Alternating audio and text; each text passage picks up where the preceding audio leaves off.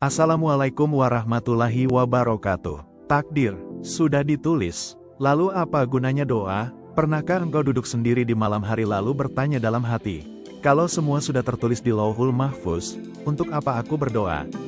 Sebuah pertanyaan yang sunyi, namun mengguncang keyakinan. Sebab dari kecil kita diajari bahwa segala sesuatu sudah ditentukan oleh Allah sejak sebelum kita lahir, bahkan sebelum alam semesta diciptakan. Tapi di sisi lain, kita juga diajarkan untuk terus berdoa memohon agar hidup kita lebih baik, agar bencana dijauhkan, dan agar harapan terkabul. Bukankah ini seakan bertentangan? Pertanyaan ini sebenarnya bukan baru muncul di zaman sekarang. Para ulama sejak generasi salaf sudah membahasnya panjang lebar. Di satu sisi terdapat konsep Lauhul Mahfuz yang merupakan papan catatan agung di sisi Allah. Tempat tertulis seluruh takdir makhluk dari awal hingga akhir. Tak ada satu detail pun yang terlewat. Namun di sisi lain Rasulullah pernah bersabda, tidak ada yang bisa menolak takdir kecuali doa. Hadis riwayat Tirmidzi. Hadis ini seakan memberi harapan bahwa takdir bisa berubah jika kita berdoa. Lalu bagaimana kita menyatukan dua hal ini? Takdir yang sudah tertulis di satu sisi dan doa yang bisa menolak takdir di sisi lain. Apakah artinya takdir bisa berubah dan bagaimana kedudukan Lauhul Mahfuz dalam hal ini? Apakah tulisannya bisa dihapus, diubah, atau diperbaharui? Untuk menjawab semua ini, kita perlu menyelami sebuah konsep penting dalam akidah Islam, yaitu bahwa takdir tidak hanya satu macam. Ada takdir yang tetap dan tidak bisa berubah. Dan ada pula takdir yang Allah gantungkan pada usaha, doa, dan amal manusia. Dua jenis takdir inilah yang dikenal sebagai takdir mubram dan takdir mub. Pemahaman ini penting bukan hanya secara teologis, tapi juga secara praktis. Karena dari sinilah kita bisa membangun semangat hidup, menolak rasa putus asa, dan yakin bahwa perubahan itu mungkin terjadi asal kita mau bersungguh-sungguh berdoa dan mendekat kepada Allah. Mari kita lanjut ke pembahasan yang lebih mendalam tentang perbedaan antara takdir mubram dan takdir mualak serta bagaimana doa berperan dalam keduanya. Musik, memahami takdir mubram dan mualak. Dalam khazanah ilmu akidah, para ulama membedakan antara dua jenis takdir. Takdir mubram dan takdir mub. Pembagian ini sangat penting untuk memahami bagaimana takdir berhubungan dengan usaha manusia termasuk doa. Tanpa memahami perbedaan ini, seseorang bisa terjebak pada dua ekstrim. Merasa tak perlu berusaha karena semuanya sudah ditentukan atau merasa putus asa karena merasa tidak bisa mengubah keadaan. Takdir mubram adalah takdir yang pasti dan tidak bisa berubah karena telah menjadi ketetapan mutlak Allah sejak awal. Ini termasuk perkara besar seperti ajal seseorang atau siapa yang ditentukan menjadi nabi. Takdir jenis ini tertulis di Lauhul Mahfuz dan tidak ada yang bisa mengubahnya. Bahkan para malaikat yang menjalankan perintah Allah pun tidak memiliki kuasa untuk mempengaruhinya. Ini bagian dari kehendak Allah yang mutlak. Sedangkan takdir mualak adalah takdir yang digantungkan kepada syarat atau sebab tertentu. Artinya ia bisa terjadi jika sebabnya terpenuhi dan tidak terjadi jika tidak ada sebab. Dalam konteks ini, doa, amal, dan usaha manusia menjadi faktor penentu. Misalnya, seseorang yang rajin bersedekah mungkin saja terhindar dari bala. Atau seseorang yang tekun berdoa bisa mendapatkan kemudahan dalam urusan rezeki. Hal-hal seperti ini termasuk dalam takdir yang bisa berubah dengan izin Allah. Ulama besar seperti Imam Ibnu Hajar al-Asqalani, Imam Al-Ghazali, dan Imam Ibnu Qayyim al-Jauziyah membahas perbedaan ini dalam karya-karya mereka. Mereka menjelaskan bahwa perubahan yang tampak oleh manusia sesungguhnya adalah bagian dari takdir Allah yang sudah mencakup seluruh kemungkinan. Allah Maha mengetahui apa yang akan dipilih oleh hamba. Dan semua itu sudah tercatat baik skenario, sebab akibat maupun hasil akhirnya. Contoh sederhananya begini, seorang anak yang sakit jika ia berobat dan berdoa maka Allah takdirkan ia sembuh. Tapi jika ia menolak pengobatan dan tidak berdoa maka ia wafat. Kedua skenario itu sudah diketahui Allah dan sudah tertulis, tetapi yang berlaku adalah yang ia pilih dengan usahanya. Maka disinilah takdir mualak berperan. Allah menetapkan sesuatu jika hambanya memilih jalan tertentu. Musik, dengan memahami perbedaan ini, kita tidak akan lagi merasa bingung antara keimanan kepada takdir dan perintah untuk berdoa dan berusaha. Keduanya berjalan seiring, saling menguatkan. Dan inilah keindahan Islam. Takdir bukanlah jerat, melainkan sistem ilahi yang adil dan penuh rahmat. Hadis-hadis tentang doa menolak. Salah satu dalil terkuat yang menunjukkan bahwa doa bisa mengubah takdir adalah hadis Rasulullah Shallallahu Alaihi Wasallam yang diriwayatkan oleh Tirmidzi. Beliau bersabda, "La yarudul qua." Tidak ada yang bisa menolak takdir kecuali doa. Hadis riwayat Tirmidzi nomor 239 dinilai hasan oleh sebagian ulama. Hadis ini secara jelas menyatakan bahwa doa memiliki kekuatan yang luar biasa. Ia bukan hanya bentuk ibadah, tetapi juga alat intervensi terhadap peristiwa yang sudah ditakdirkan. Tentunya dalam ruang lingkup takdir mualak.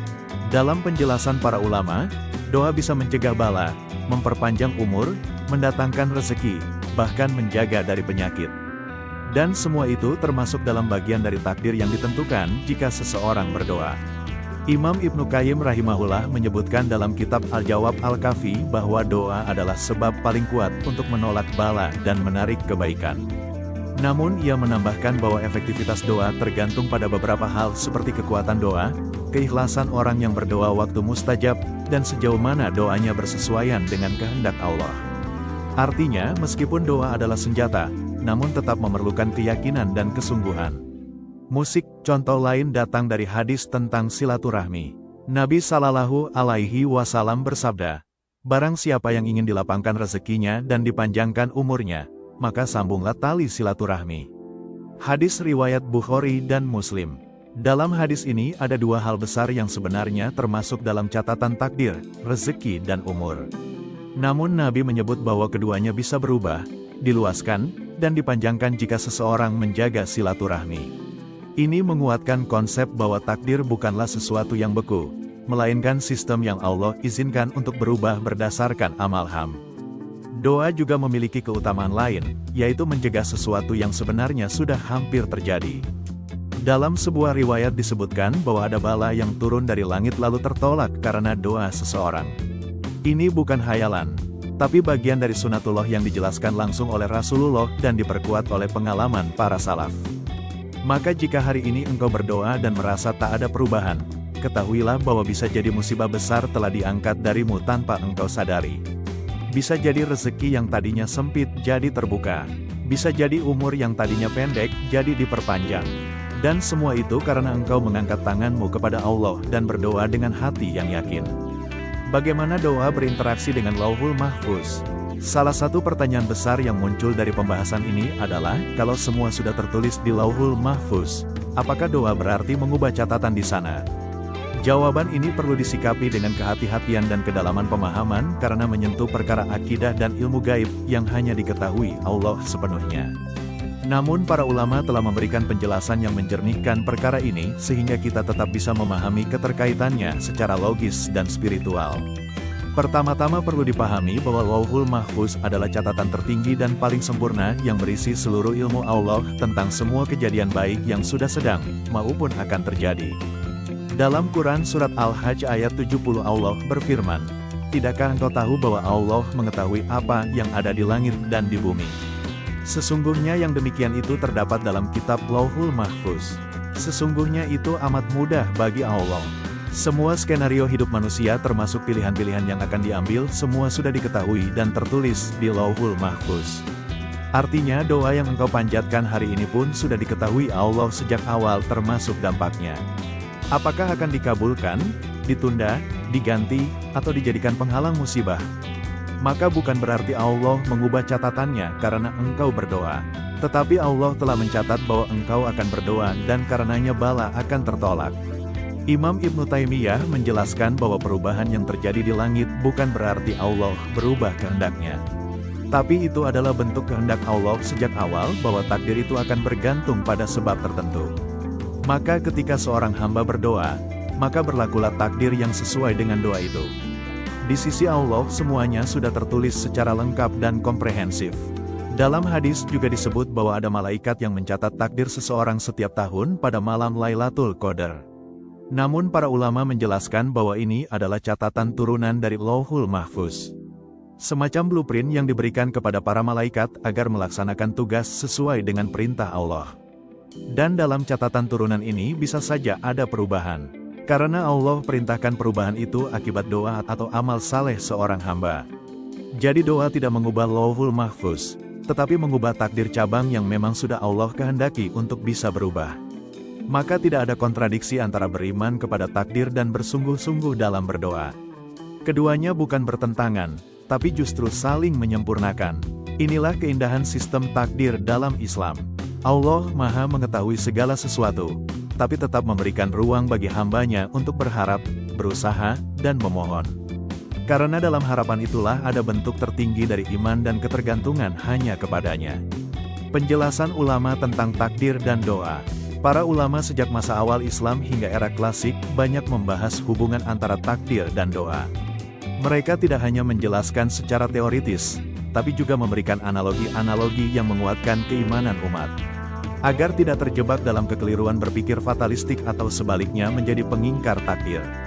Mereka memahami bahwa doa adalah bagian dari takdir itu sendiri dan Allah telah menetapkan sebab-sebab dalam sunatullah yang meliputi dunia dan akhirat. Salah satu ulama yang paling lantang menjelaskan hal ini adalah Ibnu Qayyim al-Jauziyah. Dalam karya monumentalnya ada Wawa dan juga Al-Jawab Al-Kafi. Beliau menulis bahwa doa adalah senjata yang bisa melawan bala sebagaimana perisai melindungi dari senjata musuh. Tapi beliau juga menekankan bahwa doa harus disertai dengan keyakinan, kesabaran, dan waktu yang tepat. Jika semua itu terpenuhi, maka efek doa akan maksimal. Jika tidak, bisa jadi doa hanya menjadi sebab yang lemah dan tidak menolak takdir yang lebih kuat. Ibnu Qayyim juga mengatakan doa adalah musuh dari bala. Ia bisa menolaknya, bisa melemahkannya, atau jika bala sudah turun, doa bisa meringankan pengaruhnya. Ini menunjukkan bahwa meskipun takdir turun, doa tetap bisa memainkan peran dalam mengurangi dampak atau mengalihkannya menjadi bentuk yang lebih ringan. Ulama lain seperti Imam Al-Ghazali dalam Ihya Ulumuddin juga menjelaskan hal serupa. Ia mengatakan bahwa takdir bukan berarti semua sudah selesai dan manusia tak perlu berbuat apa-apa. Justru dalam kerangka takdir itulah Allah memerintahkan manusia untuk berdoa, bekerja, dan berusaha. Dan semua itu tidak sia-sia. Bahkan doa dan usaha adalah bagian dari rencana Allah terhadap makhluknya. Begitu pula Imam An-Nawawi ketika menjelaskan hadis-hadis tentang doa. Beliau menegaskan bahwa berdoa adalah perintah agama, bukan hanya saran. Maka orang yang meninggalkan doa dengan alasan semuanya sudah ditakdirkan termasuk orang yang salah memahami agama. Bahkan dalam kitab Riyadhus Shalihin, bab tentang doa dan pengharapannya sangat banyak yang menunjukkan posisi doa sebagai ibadah inti. Hal ini juga diperkuat oleh ulama kontemporer seperti Syekh Muhammad S.H. Al-Utsaimin rahimahullah. Beliau menegaskan bahwa doa tidak bertentangan dengan iman kepada takdir. Justru berdoa dengan yakin adalah bentuk tertinggi dari keimanan kepada Allah. Karena ia percaya bahwa hanya Allah yang berkuasa mengatur segala sesuatu termasuk takdir yang sudah tertulis. Kesimpulannya, para ulama tidak melihat takdir sebagai penghalang bagi doa, tetapi justru medan tempat doa bekerja. Takdir menetapkan bahwa jika engkau berdoa, sesuatu akan terjadi. Dan jika engkau tidak berdoa, maka takdir lain yang berlaku. Semua kemungkinan itu ada dalam ilmu Allah dan sudah tertulis sejak awal. Maka jangan pernah berhenti berdoa karena itu bagian dari takdir baik yang Allah bukakan untukmu. Kenapa ada doa yang tidak dikabulkan? Setelah memahami bahwa doa bisa menolak bala dan menjadi sebab perubahan takdirmu, muncul pertanyaan penting yang seringahkan. Doa bisa mengubah takdir. Kenapa banyak doa yang tak dikabulkan? Ini adalah pertanyaan wajar dan perlu dijawab dengan ilmu serta iman agar seseorang tidak kehilangan harapan dan menyalahpahami kehendak Allah. Pertama, kita perlu memahami bahwa setiap doa yang dipanjatkan tidak pernah sia-sia.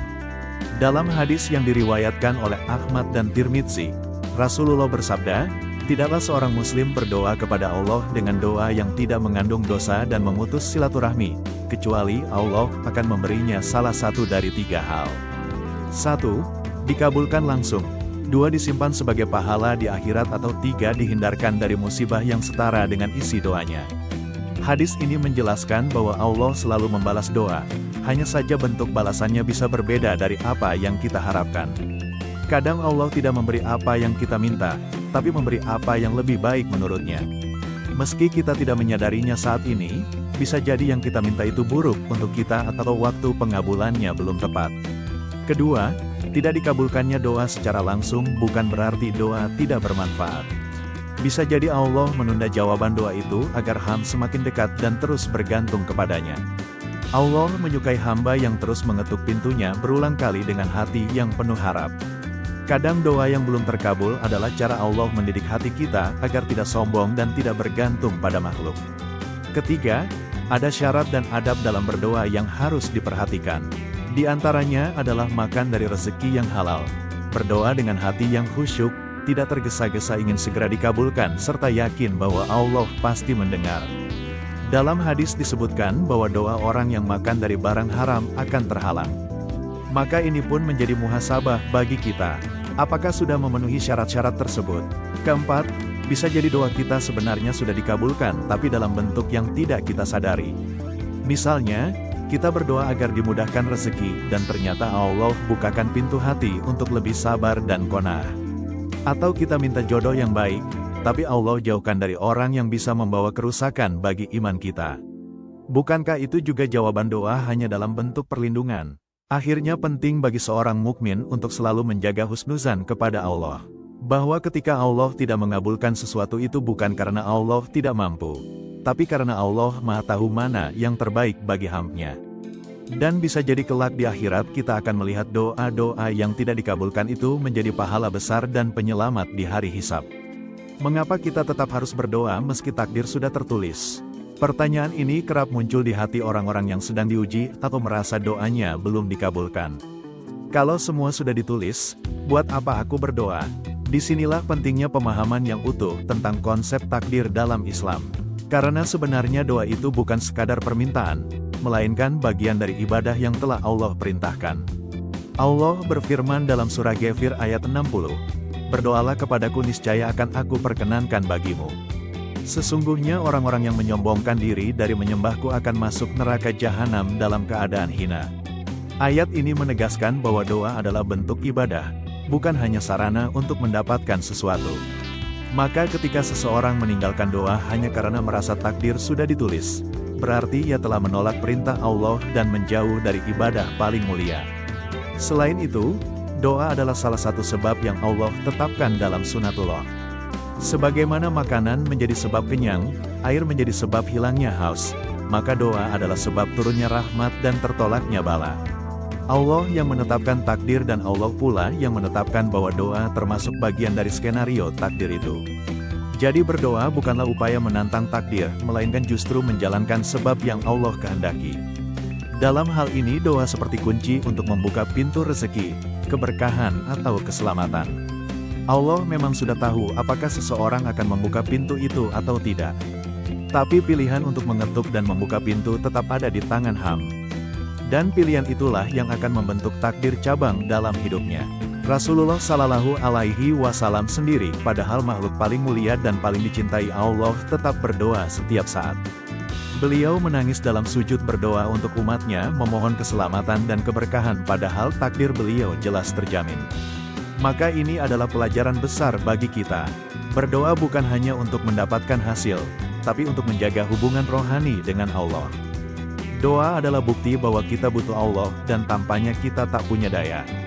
Dan yang tak kalah penting, doa juga membentuk jiwa yang bergantung hanya kepada Allah, bukan pada makhluk atau logika dunia.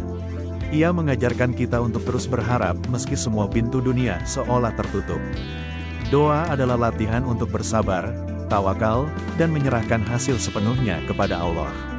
Inilah inti dari tauhid yang murni. Sahabat yang dirahmati Allah. Setelah kita memahami bahwa takdir terbagi menjadi mubram dan mualak serta mengetahui bahwa doa bisa menjadi sebab perubahan takdir, maka satu hal yang harus tertanam dalam hati kita adalah jangan pernah berhenti berdoa. Jangan pernah merasa sia-sia meski jawaban belum juga datang. Jangan pernah lelah mengetuk pintu langit karena bisa jadi pertolongan Allah tinggal satu doa lagi. Doa bukan tentang mengubah apa yang tertulis di sisi Allah, tapi tentang mengubah diri kita agar semakin dekat kepadanya. Saat kita berdoa, kita sedang membentuk jiwa yang lebih tawakal, lebih tenang, dan lebih yakin bahwa Allah Maha mengetahui apa yang terbaik. Mungkin doa kita belum terkabul dalam bentuk yang kita inginkan, tapi yakinlah tak ada doa yang tak terdengar. Takdir yang tertulis bukan berarti tak bisa berubah. Allah menciptakan sebab dan akibat, dan salah satu sebab terkuat dalam sunatullah adalah doa. Maka jangan ragu bila hari ini hidupmu terasa sempit, ujian terasa berat atau harapan mulai pudar. Kembalilah kepada Allah. Angkat tanganmu dan panjatkan doa dengan keyakinan penuh. Karena boleh jadi ketika semua ikhtiar tak mampu membuka jalan, justru doamu yang menjadi kunci perubahan itu. Dan jikun takdir tak bergeser sebagaimana yang kita harapkan, doa tetap menjadikan kita orang yang lebih kuat, lebih sabar, dan lebih siap menjalani apapun yang Allah tetapkan. Jangan menyerah, jangan berhenti. Allah lebih dekat daripada yang engkau kira. Tetaplah berdoa karena bisa jadi malam ini adalah malam yang mengubah takdirmu selamanya. Jika video ini membuka pandanganmu tentang takdir dan doa, jangan lupa untuk subscribe channel ini agar tidak ketinggalan konten-konten renungan Islami lainnya. Like dan bagikan video ini ke teman-temanmu yang sedang berjuang menghadapi takdir. Tulis di kolom komentar doa apa yang selalu engkau panjatkan sampai hari ini. Semoga Allah menjawab doamu di waktu terbaiknya. Amin. Wassalamualaikum warahmatullahi wabarakatuh.